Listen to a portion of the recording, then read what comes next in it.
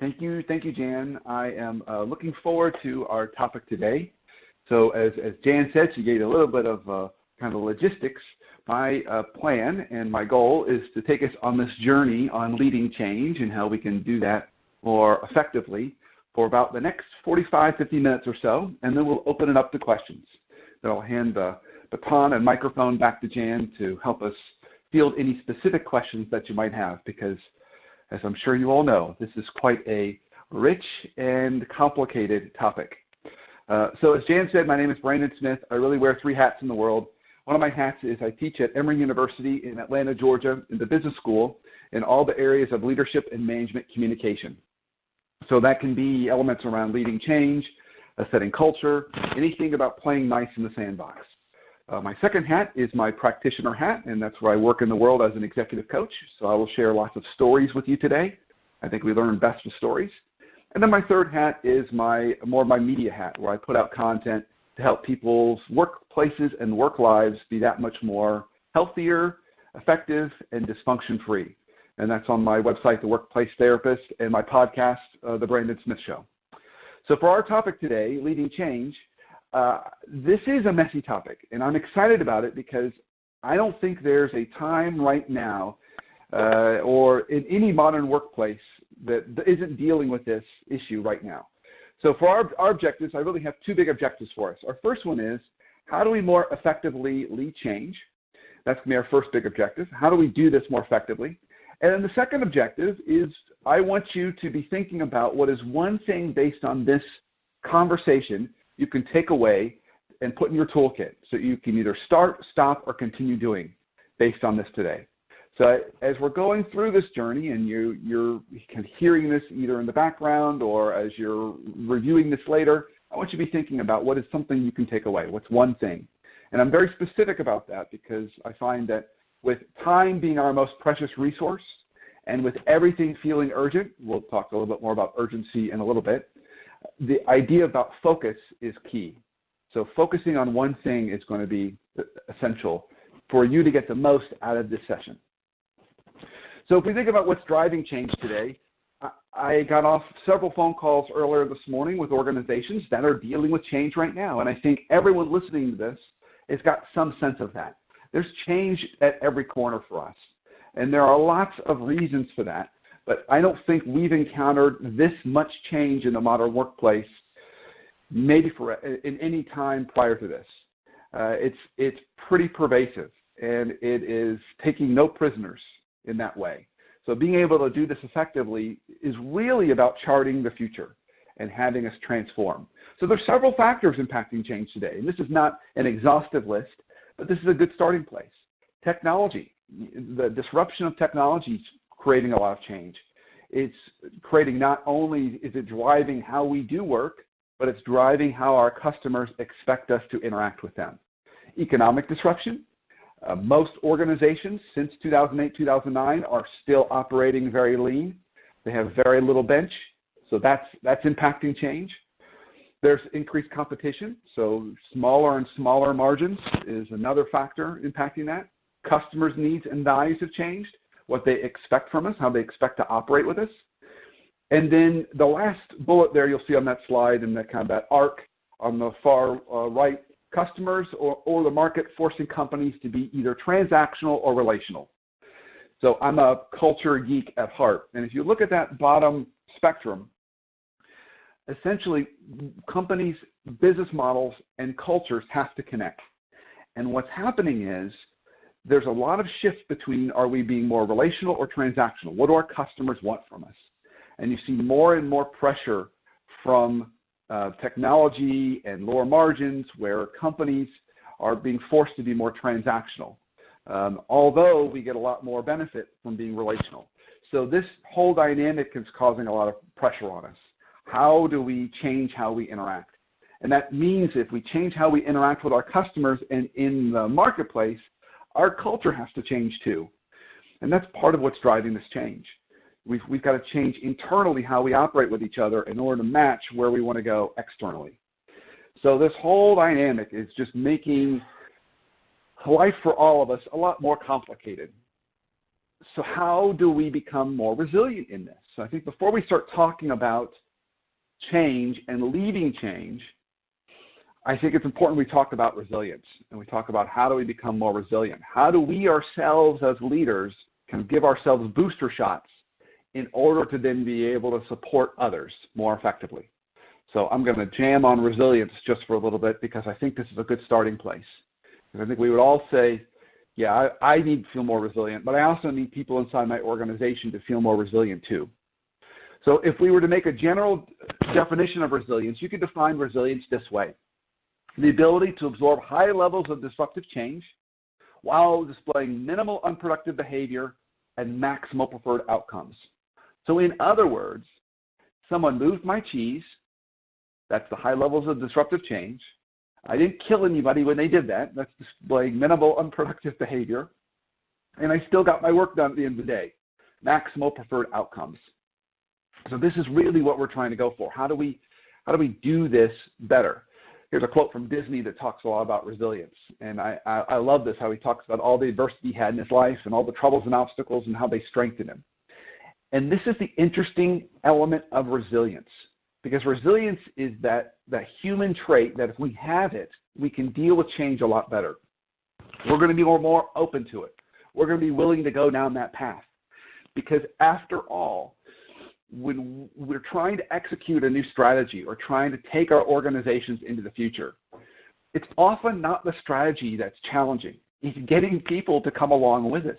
It's getting people to be open to that newness and be able to look fear in its eye. And to do that, you have to have a certain level of resilience. Now, our friends from the American Psychological Association, they give us a little bit of hope in this. They say resilience is not a trait that people either have or do not have. It involves behaviors, thoughts, and actions that can be learned and developed in anyone. So this is great. This is great news. Anybody can develop it.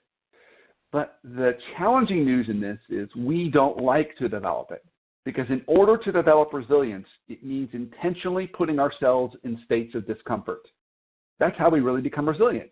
So when you think about the times in your life when you've really grown the most, it probably wasn't when things were going smooth and easy. It was probably when you went into a very unknown situation or took on something that you were either ill-equipped for or knew nothing about, and you had to figure it out. It could have been your first job or that first big promotion or when you got married or you had children or you moved across the country or went to college. All those things create resilience in us. And as human beings, we don't like to put ourselves in states of discomfort. We're naturally drawn to comfort. So it's encouraging people to look at those states of discomfort differently. That's what resilience is really about when we talk about developing it. So the American Psychological Association helps us out a little bit more.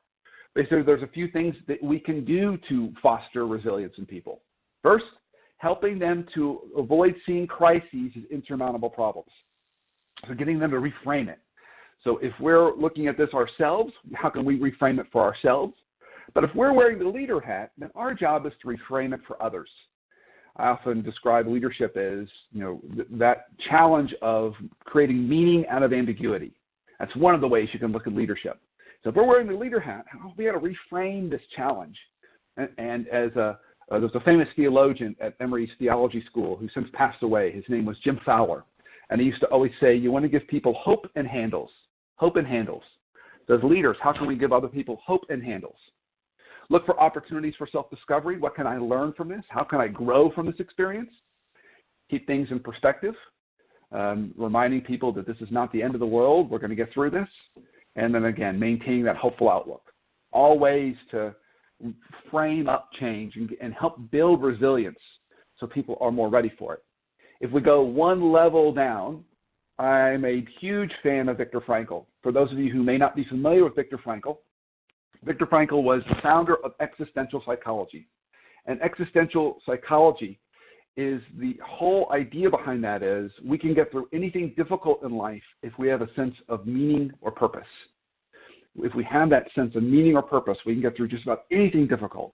And Victor's life very much mirrored that. He was a Jewish physician in Austria during World War II. And as the Nazis rolled through Austria, he and his family were taken into concentration camps.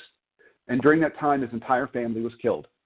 And Victor wrote in his autobiography that as soon as his fellow prisoners and colleagues in the camps lost that sense of hope or meaning or purpose, they would curl up in a ball and die the next day.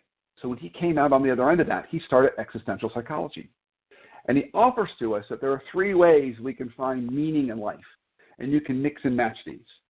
So we can find meaning by creating a work or doing a deed, by that job we do, and why this matters. So our jobs and our roles at work can give us meaning and purpose. Also by encountering someone in our lives, number 2, that's the roles we have with other people, our role as a friend or a mentor or a manager or a colleague or husband or wife or mother or daughter or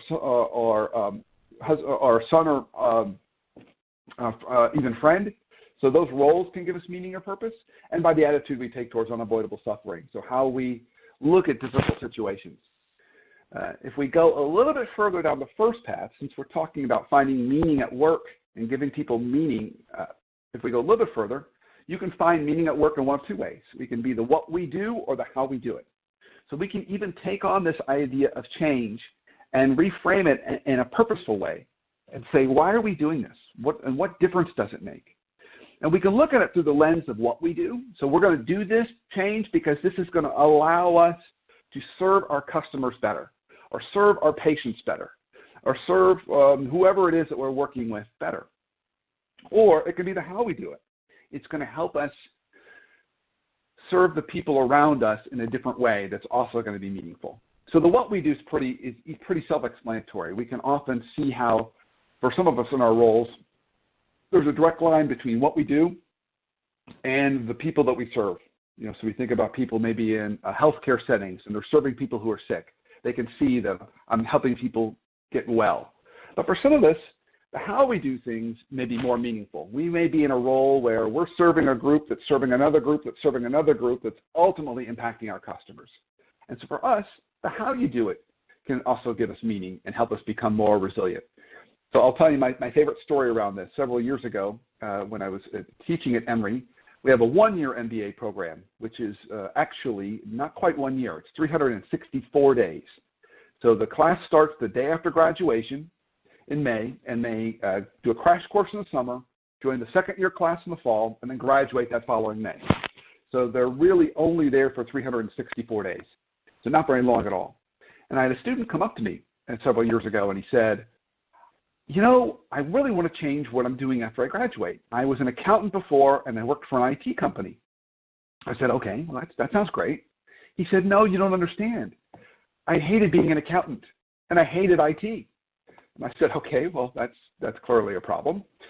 So we kind of dreamed about what he could do next, and he went off and resumed his program. And pretty soon, before you know it, that program was nearing an end. And he grabbed me out in the quad one day, and he said, hey, I got great news. I got a job. And I said, oh, it's fantastic. I said, what's your job going to be after graduation? He said, you're not going to believe it. I'm so excited. I'm going to be an accounting manager for an IT company. I said, what happened? I thought we talked about this. I thought you hated accounting and IT. And he said, yeah, I do. He said, but what I realized during this experience was I always wanted to be a high school football coach, but I could never find a way to make that really work for my family. He said, well, when this job came along, I looked at it closely, and I realized it really was a coaching job.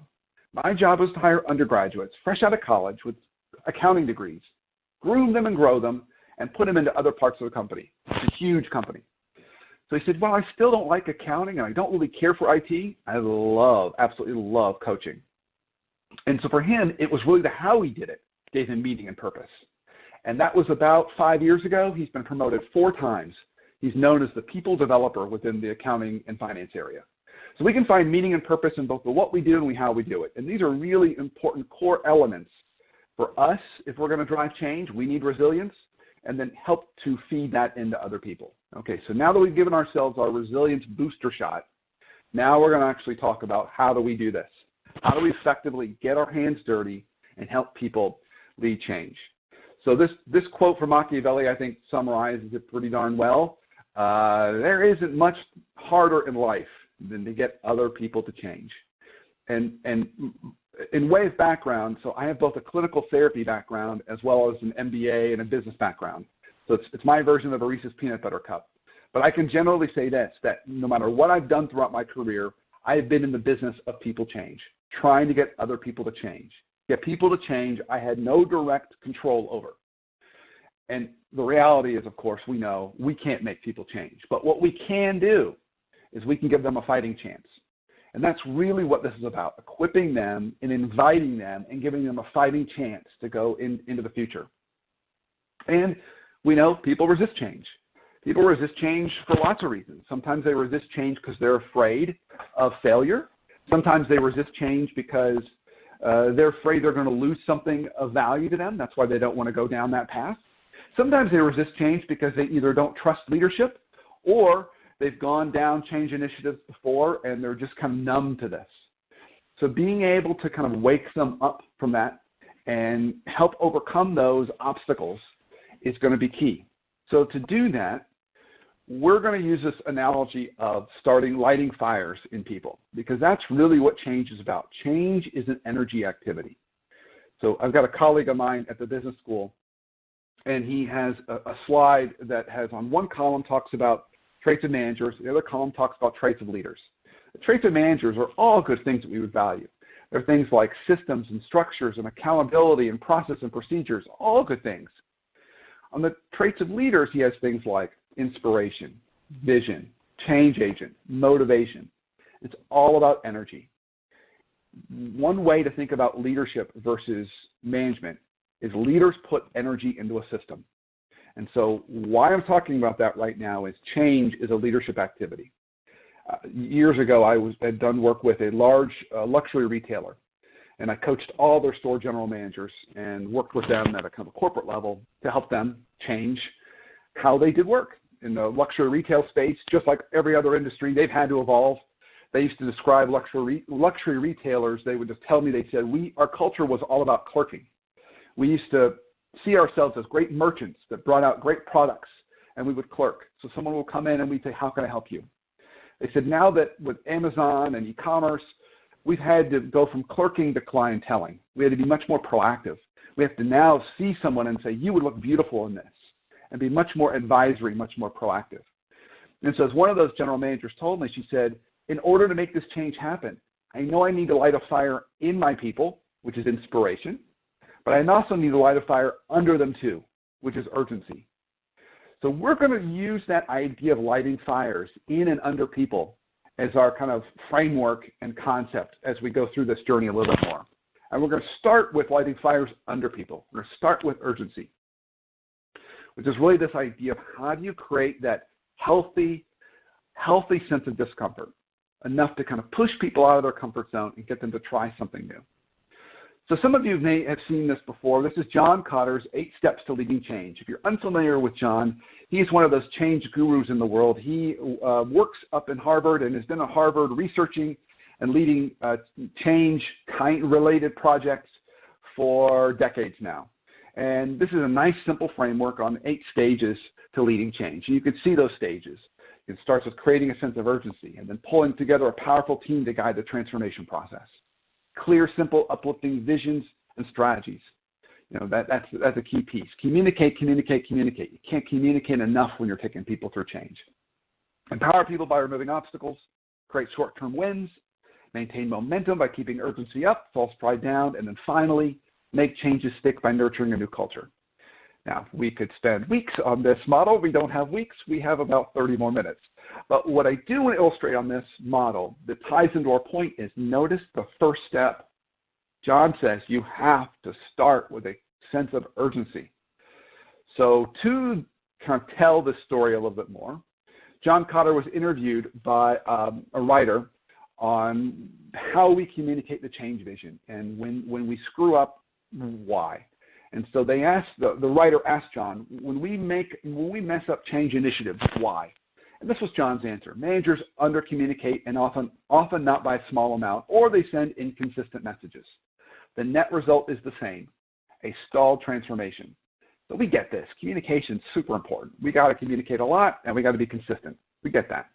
That's true in all aspects of our life, and there's definitely a high need for this when we're taking people into the unknown, because that extra communication lowers anxiety, creates more transparency. People feel more steady. So this is no surprise. But then the writer who was interviewing John was very astute and followed up and said, all right, John, fair enough. I got this idea of communication. But tell us, what else needs to be included?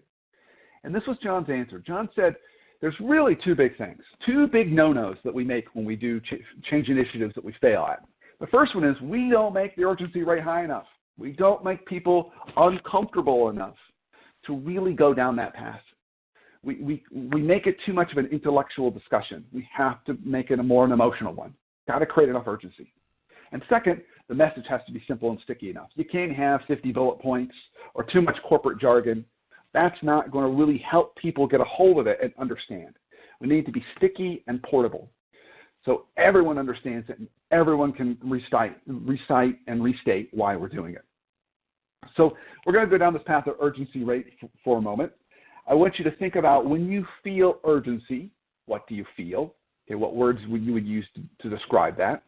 When I ask that question, most commonly people say things like stress, pressure, sometimes excitement, but essentially they're all high energy words. The clinical bucket for urgency is anxiety, and the good news for that is there's plenty of medication for anxiety. But why this matters is you're going to intentionally put anxiety into the system. That's what makes leading change advanced leadership stuff, because you're going to intentionally create discomfort. You're going to take a group of folks that are perfectly comfortable, and you're going to make them uncomfortable on purpose. And more often than not, our job is the opposite. We're paid to fix problems, makes people's lives more comfortable, not the opposite. But to really lead change effectively, we have to know the right mechanisms to make people intentionally uncomfortable. And this is not easy. Now, you can do this in one of two ways. You can create urgency in two ways. One, worst case scenario, which is if we don't change, bad stuff's going to happen to us. Or opportunity scenario, where you say, hey, there's this great opportunity out there. If we change now, we can grab it. But if we don't hurry, that window's going to close. And depending upon the kind of organization you're in and or the kind of department you're in, you might use one or the other or both. So, for example, when I work with my friends in the luxury retail space, they're all about sales. They don't want to hear about bad stuff. They don't want to hear about bad things happening. They want to hear about more sales if they change. That motivates them. Yeah, we want to change because we can get more revenue, more sales. But when I work with folks that are maybe in operations or legal or compliance or finance and accounting, they're more motivated by fear or pain because those are all risk management functions. So they would rather talk about what's going to happen if we don't change and all the bad stuff that can happen. So understanding your kind of either departments or the culture of your organization will help you know which lever to pull. Now, let's go down this path a little bit more because I want to give you more ways to think about urgency a little more specifically. So you'll see in front of you there's a principles of urgency slide. And all these principles are super important. First, you can see I've been talking about it. Urgency is about intentionally creating a state of discomfort so that people are ready for change. You're going to intentionally kind of shake them up a little bit. The second bullet there, the messenger matters. The audience needs to trust the person creating urgency. This is really critical. You have to have a certain level of trust established for people to follow you. Because in the moment when you create discomfort, they're going to ask themselves, do I trust her or him enough to allow them to make me feel this way? I'm feeling really uncomfortable. I don't like it. Do I trust them enough to allow that discomfort to stay? If the answer is yes, then you can move them forward. If the answer is no, well, you've lost them. We'll have to start back at the drawing board. So this is really important because the messenger matters. And this also matters for those of you that have direct reports and you want to kind of trickle down a message of urgency or a message of change. You're going to ask yourself, before I assign this to another direct report, does he or she have trust in the organization or trust with their team? If they don't, they might not be the right messenger.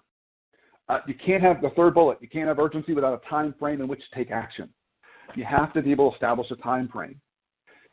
So you can't just say, hey, if we don't do something soon, bad stuff may happen to us. That's not going to motivate people. You have to be able to say, hey, we got 6 months, folks. We got a year. We have 6 weeks. Put something down on the ground and say, this is our timeline. If we don't move now, it's going to be a real challenge. And then my fourth bullet there is very much tied to the image of the bottle of hot sauce on the slide. Urgency is like hot sauce. You only need a few drops. So from now on, when you're thinking about urgency and creating urgency within your organization, I want you to immediately imagine a bottle of hot sauce. It could be your favorite hot sauce, Tabasco, Sriracha, whatever it happens to be. But imagine a bottle of hot sauce, because that's what urgency is. And what we're doing is we're putting hot sauce on people's tongues so they want relief. And here's why this analogy works so well. Some people only need 1 drop of hot sauce. And they're like, okay, I'm ready for a relief. I'm ready for a plan. Let's go. Other people, they need the whole bottle in order to get them at a place of discomfort. So knowing your people matters. Knowing what their tolerance is and how much urgency. And the second reason why this analogy works so darn well is because just like hot sauce, you can overdo this. You put too much urgency and people will shut down, that you won't be able to move them forward, and you won't be able to get them to focus. So in a minute, we're going to talk about what happens when you do too much, because I would argue that's partly what's going on here too in modern workplaces. Way too much urgency. Everything is urgent all the time, and that's not sustainable, and it only makes forward momentum just stop in its tracks because people lock up. They don't know where to focus. And then the last bullet on this slide is the right ratio is 10% urgency, 90% action plan. So, in other words, you don't need to spend the entire meeting just pounding on urgency. You don't need to do that. You're just wanting just enough hot sauce to create discomfort so people are ready for an action plan. So if you have an hour, you might only want to spend 5 or 10 minutes talking about why this is super important, and then talk about the action plan. That's going to be the key. And so tactically, that literally could be for you one slide or one chart that shows in 6 months, revenue dropping off a cliff, or customers entering into your marketplace, or losing customers. Or it could be one quote from some organizations. It's one quote from a key customer that says, hey, if you all don't change here in the next year, I'm out of here. So one story, one slide, one quote, that's all you need to create that level of urgency, or at least start there, and then get them ready for the action plan. This is all about creating readiness for that. So one of the favorite stories that I always like to tell is the story of Kodak. So hopefully you all remember Kodak. It's a powerful story because it tells us what happens if we don't change. So if we go back to the early 1980s, 83, 84, 85, Kodak was the second most recognizable brand in the world. Only Coca-Cola was more recognizable than Kodak. And Kodak had extreme brand equity and was just pervasive and ubiquitous all around the world. Everyone knew who Kodak was. So now we fast forward to the mid-90s, and we now have digital imaging coming along. And so when we think about Kodak's purpose, their why, the need in the world they're meeting, their need in the world that Kodak was meeting was to preserve memories. If they held on to that purpose when digital imaging came along, they would have embraced that technology and evolved into the future. They would still be around today like they were then. But if they confused their product with their purpose, which is what Kodak did, and they said, no, we're a film company. We sell film.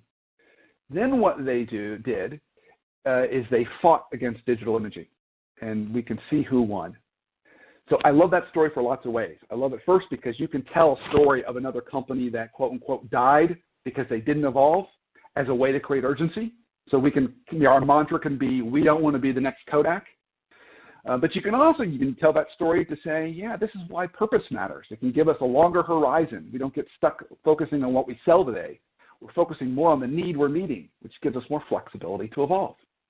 So stories are going to be a central piece to helping you create that urgency and communicate it well.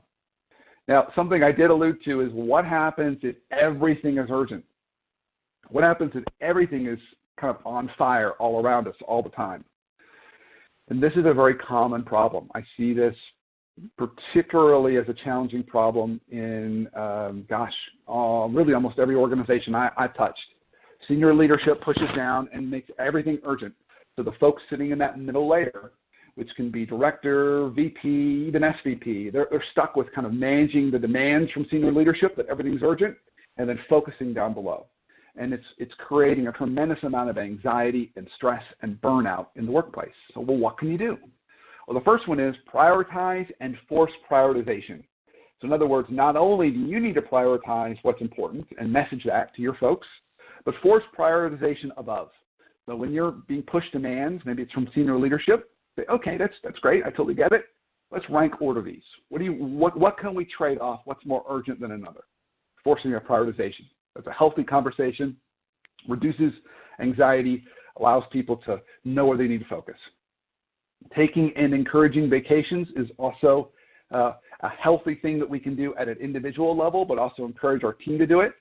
And what I've noticed is there are two different strategies today for vacations. Sabbatical vacations, which is what we used to take and what Europeans still take, and that is your 2 to 3 week long vacations where we go somewhere and we fully unplug.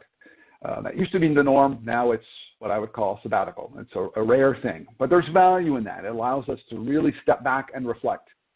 There can be value in that, but those are not as commonplace and as easy to pull off. What's probably a little bit easier to pull off is the second kind, interval training vacations. And so there's a school of thought today that the way we have to run in our modern workplace, since everything's urgent all the time, is we have to treat it like we are doing interval training like the Olympic athletes do. And so Olympic athletes will go through bursts of training, and then they take a small break to rest. Burst of training, small break to rest. So you could do interval training even as you think about vacations. So what I find is a strategy people take is every quarter they'll take a long vacation that wraps around a weekend. Take a Friday and a Monday off. It doesn't really impact their group or their team, doesn't impact the business, doesn't impact customers, but they end up with these lots of 4 and 5 day vacations throughout the year versus one long one where they're really unplugged. Now, if you have the ability and your company is small enough or your organization is small enough, you can apply this at a macro level and do interval training for the whole office. And so here's an example. This was 3 or 4 years ago. A software company out in Silicon Valley took that idea and did it for the whole company. And so they would launch a product every quarter. And when they finished the quarter, they did an experiment one year, and they closed the office for a full week. So after 4 quarters, they were actually only open for 11 months instead of 12 months. And they outperformed revenue and profitability from the year before, being only open 11 months versus 12 months. So more is not necessarily better. And so interval training gives you breaks. Another example in the workplace, if you all are familiar with Chick-fil-A, the quick service restaurant chain, they're number 1 in every metric in that industry. Number 1 in revenue per store, profitability per store, quality metrics, employee retention, and customer retention. And they're only open 6 days a week instead of 7. So they outperform everybody else, including in revenue, only open 6 days a week out of 7. So using more time does not necessarily make us more effective. There's other ways to do it. So there's models out there that help us see differently how we manage urgency. And then very tactically, because all of us like tactics, we can put in our toolkit right away, utilize your out of office appropriately. In other words, when you set an out of office, don't then respond to email while your out of office is on, because you just trained everybody, I'm actually working, so you can email me.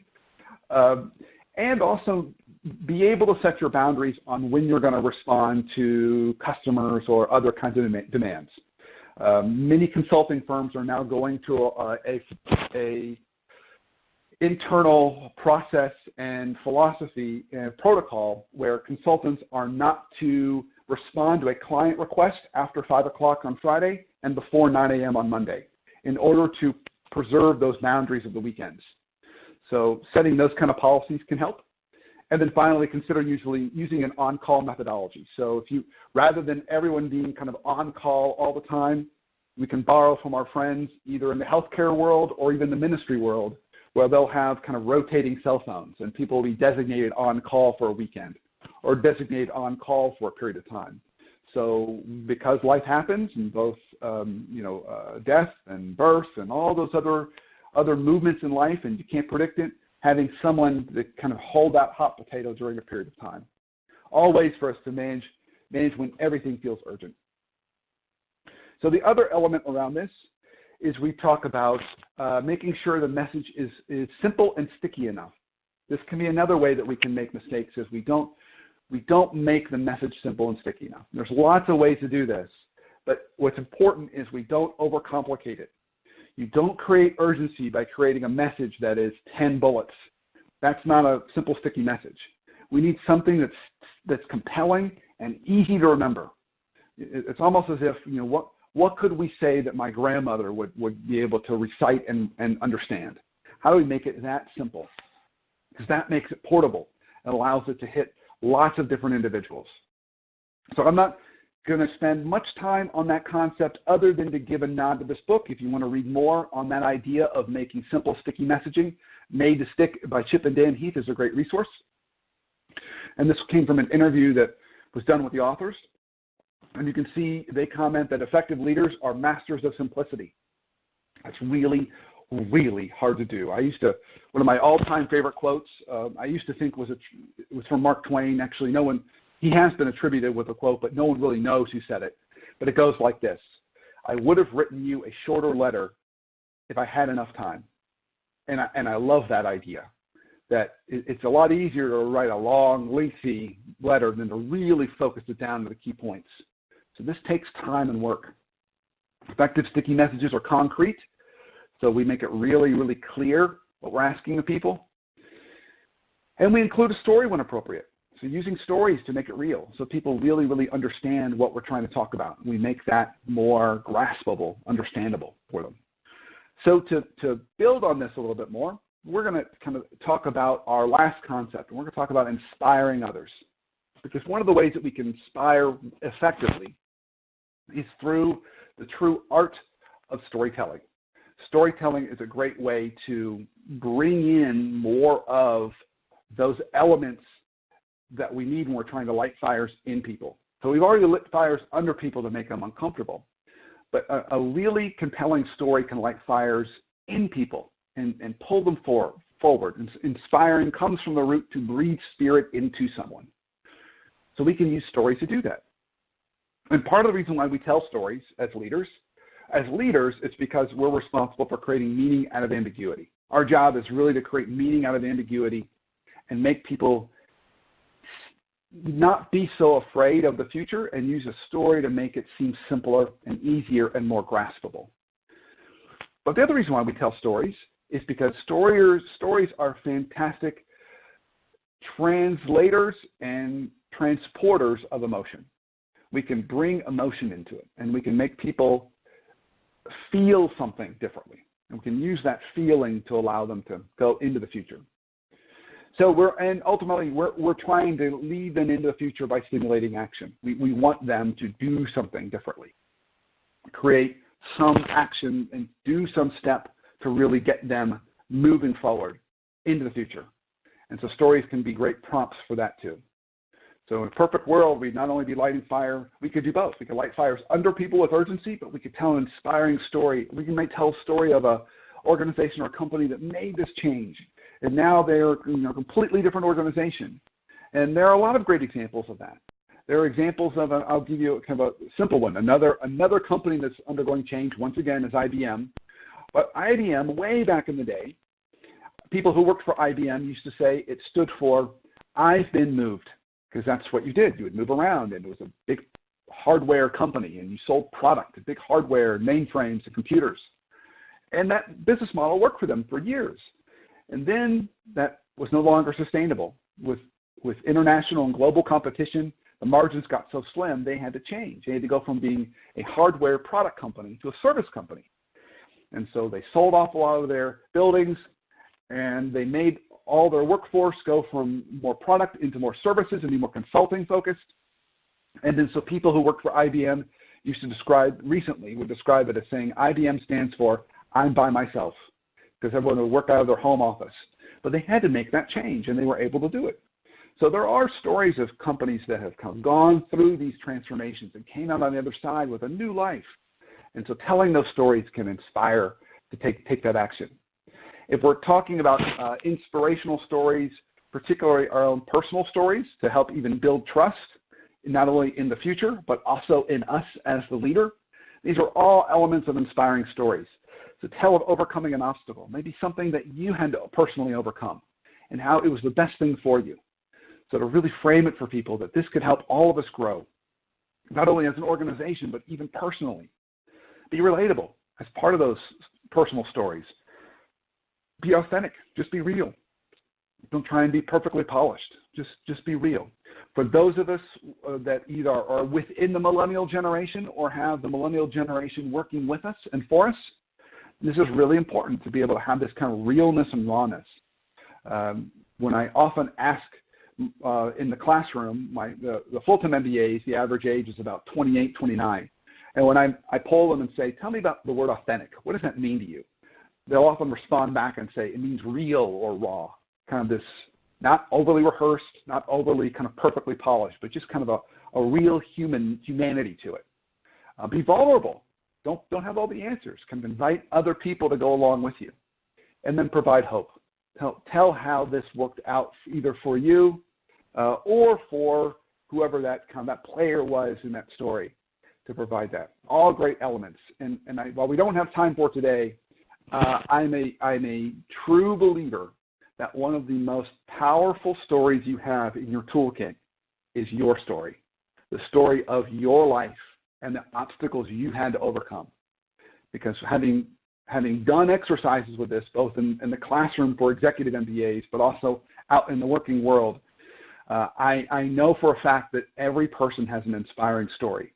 If they're courageous enough to unlock it and share it with others, not only does it exponentially enhance trust, but it can be the bridge and pathway to get people to follow you into the unknown. So really, truly examine your own story and ask yourself, do I have a personal story I'd be willing to share that would help inspire others to go down this path with me? Hard, but powerful. So as we're nearing kind of the landing of our plane here, a few more kind of final things on next steps. These are all ways that we can kind of think about how do we take this back with us. So one thing that I haven't hit on really directly, but I'm hitting on here, is one way you can start with urgency is start by telling the story of your customer today. This can help not only encourage, by the way, the story of your customer is one of the most powerful ways to get leadership to follow you. If you're trying to get leaders to understand why you need to change, nothing does that better than to have them hear from your customers and why your customers are demanding change.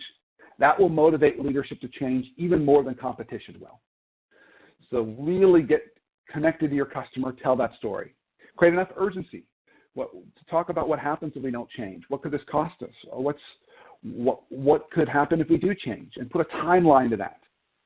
And then finally, create a compelling vision for the future. Try and paint that picture of what would things look like a year from now if you looked in your crystal ball and you saw things moving forward. What does that story look like? All these are possible next steps as you're trying to navigate the challenges of change. So a final thought around this, and then we'll start to move towards questions. This is also one of my very favorite quotes, comes from John Kotter. The challenge of simple and direct communication is that it requires great clarity of thought plus more than a little courage. And that is so true for everything we're talking about here today. This requires great clarity of thought. We've got to really be clear on where we're trying to go. Plus, we have to have the courage to be able to create that discomfort, the courage to put ourselves out there a little bit, and the courage to kind of paint that picture. So before we go completely to questions, I did tee up that I was going to offer you kind of a sampler platter of concepts and ideas. And as any good executive coach, I would be remiss if I didn't ask you to put it into an action plan for yourself. So any good executive coaching action plan's got these three elements. What are you going to start doing, stop doing, or continue doing? So as you've gone on this journey with me and you've heard some of the ideas and concepts and stories, I would encourage you to think about what's one thing you could start doing, either personally or with your team. What's one thing you could stop doing? Is there something you're doing that's holding you back? And what's one thing that maybe you heard me talk about today that you say, yeah, I already do that. I'm really, really good at that, and that you could continue doing. So just make either a mental note or a physical note somewhere so we can really kind of capture that before the session is over.